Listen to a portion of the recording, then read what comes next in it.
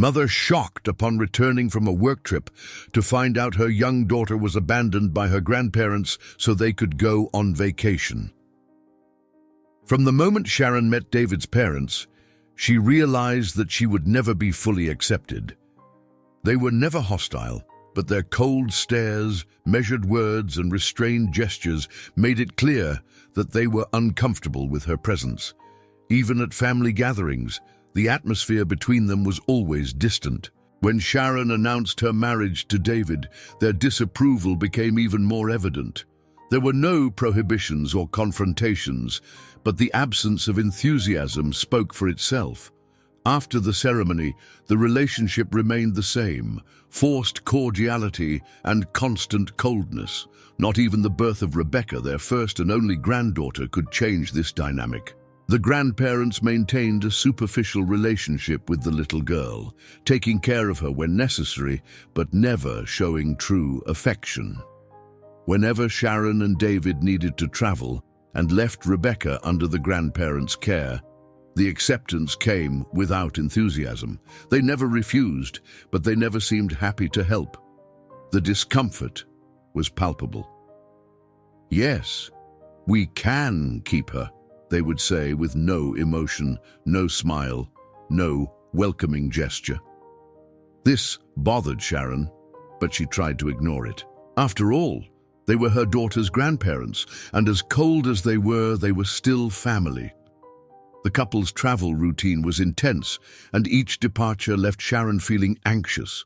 It wasn't just the longing, but the way her in-laws treated Rebecca.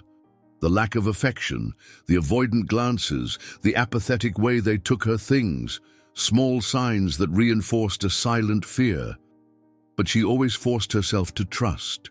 She had to believe that her daughter was safe with her grandparents, even though something inside her kept warning her that something was wrong. Sharon's trip had been exhausting. The time away from Rebecca always left a weight in her chest, a distress that would only disappear when she held her daughter in her arms again. From the moment she boarded the plane back home, she felt her anxiety grow. Each second on the plane seemed to drag, and her mind was focused on just one thing: getting Rebecca. She knew she would only feel relieved once she saw her daughter, smelled her scent, and heard her sweet voice telling her about the days they had been apart. The tightness in her chest, present since she left the girl with her in-laws, intensified with each passing moment. The plane landed smoothly, but Sharon barely noticed the deplaning procedure. She grabbed her luggage quickly, walking through the airport corridors almost without looking around. Her only goal was to reach Rebecca as quickly as possible. She called a taxi and as soon as she got in, gave the driver her in-laws' address, impatient with the slow traffic. She tried to ignore the exhaustion from the trip and the growing unease within her. There was no apparent reason for her to feel so nervous, but the discomfort was undeniable. Every minute in the car felt like torment, and her fingers drummed against the seat in a reflex of her anxiety. When she finally arrived at her in-laws' house, something immediately made her uneasy. The silence. No sound came from inside the house. The windows were closed, and the front door showed no signs of movement. Her heart raced. She breathed deeply, trying to rationalize the situation. Maybe Rebecca was sleeping. Maybe her in-laws had stepped out quickly to handle something. But something inside her screamed that something was wrong. She hurried to the door and knocked several times. "Mrs. Betty, Mr. Thomas, Rebecca," she called, expecting to hear footsteps approaching. The silence remained. She frowned, her unease turning into fear. She knocked again, this time harder. "Rebecca, sweetheart, I'm here. Open the door for Mommy." Panic began to set in when she didn't hear an immediate response. Her eyes scanned the house's facade, looking for any sign of movement. The silence was absolute, oppressive. With her breathing quickening, she tried turning the doorknob, but the door was locked. It was then that she heard it. A muffled scream, a cutting sob, a weak, frightened voice, trembling with desperation. "Mom!" Sharon's blood ran cold. Her heart pounded in her chest as she pressed her hands against the door. "Rebecca, sweetheart, I'm here. What's going on? Open the door, my love." She heard small, hesitant footsteps on the other side. The lock creaked, and after a few moments of difficulty, it finally unlocked. As soon as the door opened, Sharon felt the air leave her lungs.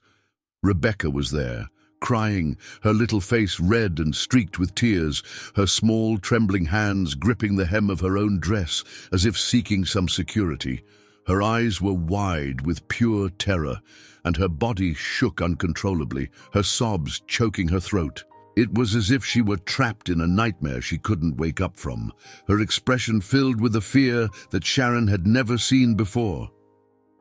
"Mom!"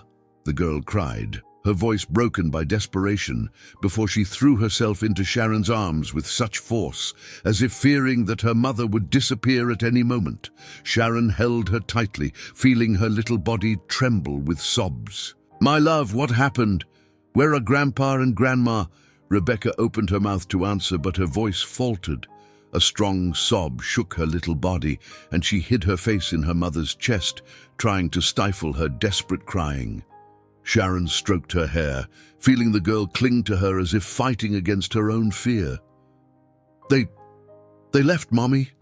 Yesterday." Sharon's heart squeezed. "They left? What do you mean they went out and left you here alone?"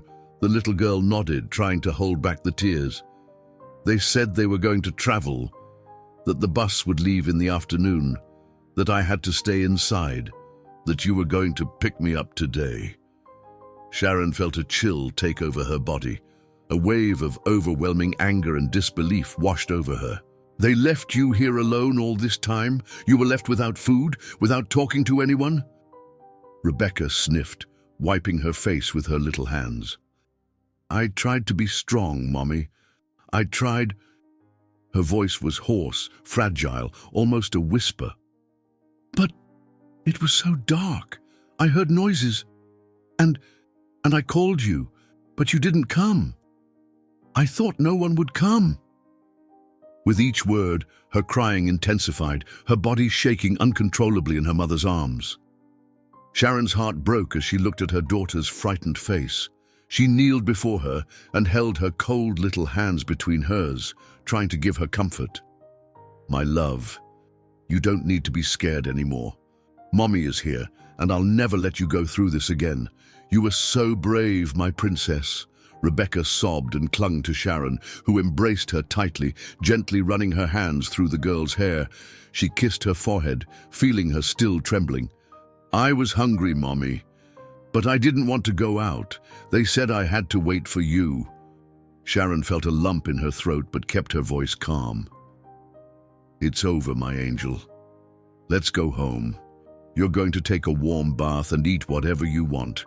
And I'm going to stay with you the whole time, okay?"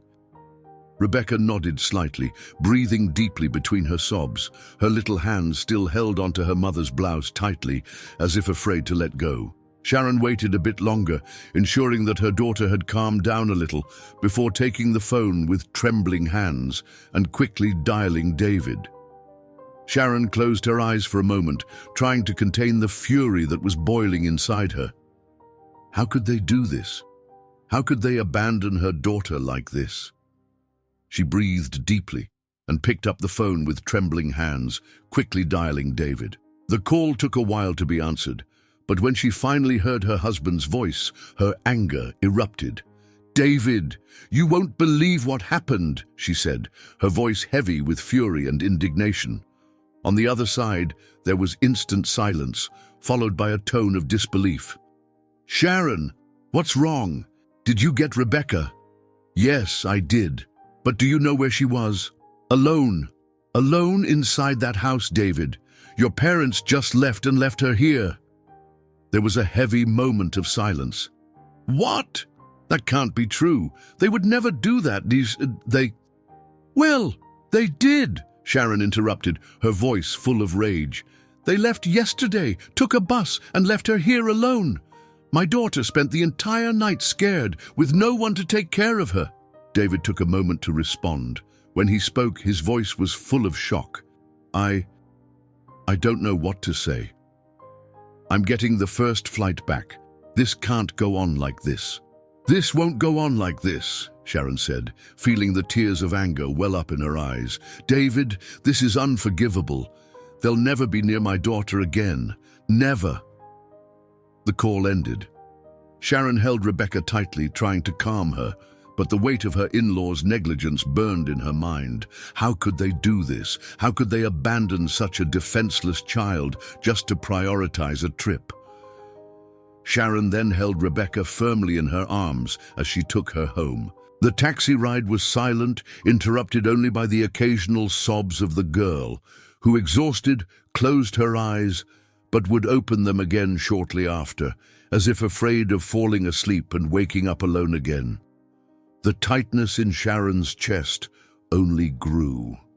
She had never imagined her daughter would go through something like this. She should be safe, protected, never left to her own devices like a discarded burden. As soon as they arrived home, Sharon locked the door and looked at Rebecca, who was sitting on the couch, her knees pulled to her chest.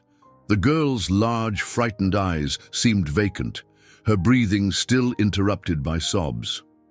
"Sweetheart, do you want to take a bath? You'll feel better," Sharon suggested, trying to keep her voice soft. Rebecca nodded slowly. Sharon guided her daughter to the bathroom, adjusting the water to be warm. She helped the little girl undress and stepped into the shower with her, keeping her arms around her. "It's all right now, my love. You're safe. Mommy is here." Rebecca hid her face in her mother's chest, allowing the water to run over her hair. Her body slowly relaxed, but the tension was still noticeable. Sharon gently dried her daughter, dressing her in a comfortable pajama. "Now, let's eat something, okay? What do you want?" "Pancakes," the girl whispered, her voice fragile. "Pancakes it is, then." Sharon forced a smile, wanting to convey calmness. In the kitchen, she quickly prepared the meal. She sat next to Rebecca and encouraged her to eat slowly. Little by little, the girl began eating small portions until she finally managed to eat a little better. When they were done, Sharon took her to the living room, turned on the TV, and picked a cartoon. She sat beside her daughter, holding her against her own body. "Let's watch for a bit, just the two of us, okay?" Rebecca nodded and rested her head on her mother's shoulder. Sharon stayed there, feeling the girl's breathing stabilize, but her own heart was still pounding in her chest. She knew that this tranquility was temporary. Hours later, the sound of the door opening announced David's arrival. As soon as he entered, his eyes went directly to Rebecca, still curled up on the couch beside Sharon. He walked quickly toward them and knelt before his daughter. "Rebecca, my love, I'm here," he said, gently touching the girl's face. She looked up at him, but the gaze filled with fear and uncertainty made her lip tremble before she buried her face against Sharon, refusing to speak. Her small body was still shaking with involuntary tremors, and David saw the desperation in his wife's eyes. The pain on her face was evident. He kneeled, trying to caress his daughter's hair, but she only shrank away even more. The lump in his throat tightened. "Sharon, what happened?" His voice came out quieter than he intended, as if he already knew the answer would destroy him. Sharon took a deep breath, feeling her own fury intensify as she remembered every detail. "David, when I got there, the house was completely silent. I rang the doorbell, knocked on the door, called for your parents. Nothing. No one answered. I tried to tell myself that maybe they had stepped out quickly to take care of something, but something was wrong. That's when I called for Rebecca. And then..." She paused for a moment, swallowing hard. "Then I heard her crying, a muffled, sobbing scream. She was inside, locked alone." David blinked rapidly, confused. "Wait, alone? You mean they left and left her there?" "They didn't just leave, David. They traveled." Sharon's voice carried a weight of unbearable indignation. They took a bus the previous afternoon and simply left. They left our daughter locked up alone, without supervision, with no one to care for her. David stood up abruptly, the air trapped in his lungs. But how? They knew you wouldn't be back until the next day. What were they thinking? How did they think this would be okay? Sharon shook her head, feeling the rage intensify. They weren't thinking, David. Or worse, they were, and simply didn't care. They told her to stay quietly inside and wait for me. Like a child that age could handle being alone like that. She went without food, without speaking to anyone, locked in an empty place, scared. She had to spend the night alone, David, in the dark, terrified. David felt his stomach churn. His mind refused to accept that reality. He looked at Rebecca, still clinging to Sharon, her face pale, her eyes empty. A sharp pain overtook him. Rebecca, you stayed there the whole time? You didn't try to call anyone? He stopped when he realized he was pushing her too much. The girl sniffed softly, not raising her head. I tried, Daddy. I tried to be strong, but I was scared. And it was so dark. I heard noises. I thought no one would come get me. Her voice faltered between suppressed sobs, each word a direct blow to David's chest. He felt an unbearable weight fall on his shoulders. His parents did this. The people who should have protected his daughter simply abandoned her. A knot of anger and disappointment grew inside him, more suffocating with each detail he heard. They really did this. He ran his hands through his hair, pacing back and forth. I knew they were never warm to you guys. I knew they didn't show affection, that they always kept this damn distance. But to abandon her like this, like she was nothing, like she was a burden, like she was disposable. Sharon stood up, her eyes shining with fury. David, I want to call them right now. I want them to explain themselves. I want to hear from their own mouths how they could be so cruel. I want them to know they'll never get near Rebecca again. David closed his eyes, breathing deeply to contain the explosion of anger rising within him. No, Sharon, this can't be solved by phone. This needs to be face to face. I want to look them in the eye when they apologize, when they try to justify the unjustifiable. And when they realize that none of it will matter, they will face the consequences of what they did. The days leading up to the return of David's parents were suffocating. Rebecca wasn't sleeping well, and when she managed to close her eyes, she would wake up startled in the middle of the night, crying, calling for her mother or father. When Sharon or David rushed to her room, they would find the girl trembling, her eyes wide open, visibly terrified. She would grip the sheets tightly, as if fearing to be taken away again. During the day, she spoke little, only responding with gestures, and seemed always lost in her own thoughts. She was far more withdrawn than usual, with no energy to play or laugh like before. The mark of the trauma she had suffered was clear. This only reinforced for Sharon and David that they couldn't let this situation go unpunished. When the day finally arrived, Sharon and David went to his parents' house. The tension was almost palpable as they walked to the door. Sharon felt her breath quicken, her hands cold, but the fire of anger inside her kept her firm. David knocked firmly on the door without hesitation. A few moments later, Thomas opened and frowned when he saw them there. "David, what's going on?" he asked, confused. David's gaze was full of pure contempt. "What's going on? I should be asking you that. How could you just abandon my daughter alone? How could you treat her like she was a disposable burden?" Betty, who had just entered the room, sighed and crossed her arms. "Don't exaggerate, David. She was fine. We told her to stay inside, and we knew Sharon would be here the next day." Sharon stepped forward, her fury exploding from her chest. "You left her alone!" she yelled, unable to contain her outrage. "A child. She cried in fear, went hungry, was locked up like an abandoned animal. How can you speak of this like it's normal? Thomas rubbed his face, seeming impatient. We had travel plans for a long time. We couldn't cancel everything for a minor inconvenience. David let out a bitter laugh, incredulous. A minor inconvenience? Is that how you see your granddaughter? Like a passing inconvenience? He shook his head, his fists clenched. I spent my entire life trying to understand you, trying to justify your actions. But this has no justification. Betty raised her voice, impatient. You're being dramatic, David. You've always been too sentimental. David's eyes filled with fury. Sentimental?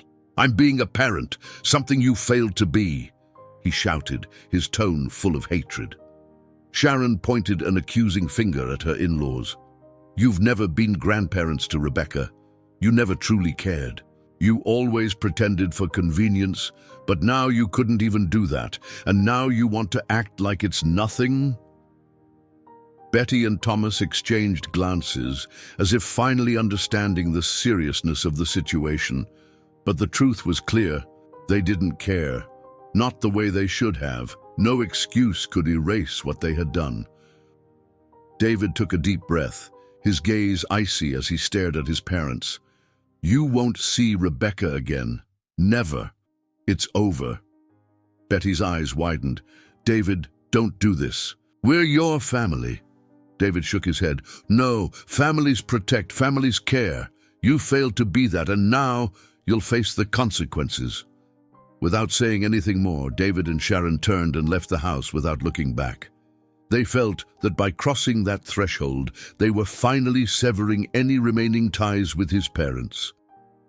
The silence between them was heavy, filled with everything that had been said and, most importantly, with what could never be forgiven. When they got home, they found Rebecca asleep on the couch. The girl had finally given in to exhaustion, her childish features still marked by traces of restlessness. Sharon approached, caressed her daughter's hair, and looked at David. This can't go on like this, she murmured, her voice filled with cold determination. The next morning, while Rebecca still slept, Sharon and David sat at the kitchen table, both exhausted but unable to ignore the weight of the situation. The silence stretched until Sharon took the initiative, her voice firm but filled with emotion. David, just distancing ourselves from them isn't enough. He frowned, looking at his wife tiredly. What more can we do? I've already said they'll never see Rebecca again. It's over. Sharon took a deep breath. They need to face the consequences of what they've done. They can't just move on with their lives as if nothing happened, as if our daughter didn't go through the worst moment of her life because of them. David rubbed his face, frustrated. Sharon, I understand your anger. I feel the same. But we're talking about my parents. Do you really want to take them to court? David, they committed a crime, Sharon said, her voice choked. They abandoned a child. You saw what Rebecca went through. She can't sleep well, has nightmares, lost the joy she once had. We can give her all the love in the world, but nothing erases what happened, nothing, and they need to answer for that. David looked away, his fists clenched on the table. You want to report them? Make it official? I want them to pay for what they did. If it were anyone else, you wouldn't hesitate. They can't get away with this just because they're your parents. David stayed silent for a long moment. Then he let out a heavy sigh and nodded. All right, we'll do it. With that, he made the hardest decision of his life, to report his own parents for child neglect. The process was initiated quickly. The fact that a child had been abandoned for more than a day without supervision left no room for excuses or leniency. It was a crime. The report hit the community like a bombshell, and the news spread quickly. Thomas and Betty, once seen as a respectable couple, became the target of judgmental looks and whispered comments. No one saw them the same way. To everyone, they were the grandparents who left their granddaughter alone to prioritize a trip. The embarrassment and shame were relentless. In the days following the report, Betty tried to contact David countless times. She called, left messages, but all were ignored. When she realized he wouldn't answer, she began trying to speak to Sharon. "Sharon, please. This was a misunderstanding. We would never do anything to hurt Rebecca," one of the voicemail messages said, her voice trembling. Sharon deleted the message without responding. There was nothing to explain. There was nothing they could say that would justify what they had done. Thomas, on the other hand, reacted with indignation. "This is absurd. We're her grandparents. You're destroying our reputation over something that was nothing," he shouted over the phone during one of the few times David answered. "You destroyed everything yourselves," David responded coldly before hanging up. Weeks passed, and the impact of the report began to hit harder. The neighborhood avoided them, acquaintances distanced themselves, and the look of repulsion they received everywhere was almost tangible. Before, they had been seen as a respectable couple. Now they were simply the grandparents who abandoned a defenseless child. The shame and embarrassment followed them everywhere they went. Meanwhile, David and Sharon focused all their attention on Rebecca. They took the girl to a child psychologist who advised them on how to help her process the trauma. In the first few months, the nights were still difficult. Rebecca would wake up crying, and Sharon or David were always there to calm her down. But little by little, with patience and love, they began to rebuild the security that had been shaken. "Mom, are you going to leave me alone again?" Rebecca asked one night, gripping Sharon's hand tightly. Sharon's heart squeezed. "Never, my love. You will never go through that again, I promise."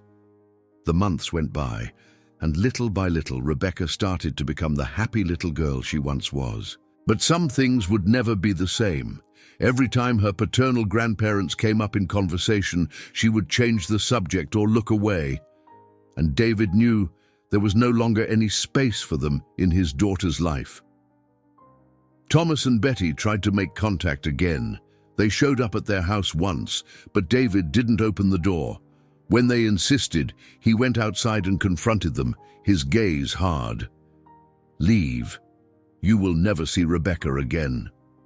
Betty cried, trying to argue. "David, we're your parents." He shook his head. "No, parents protect, parents care. You failed." They left, and after that, never tried to contact again. The legal process continued.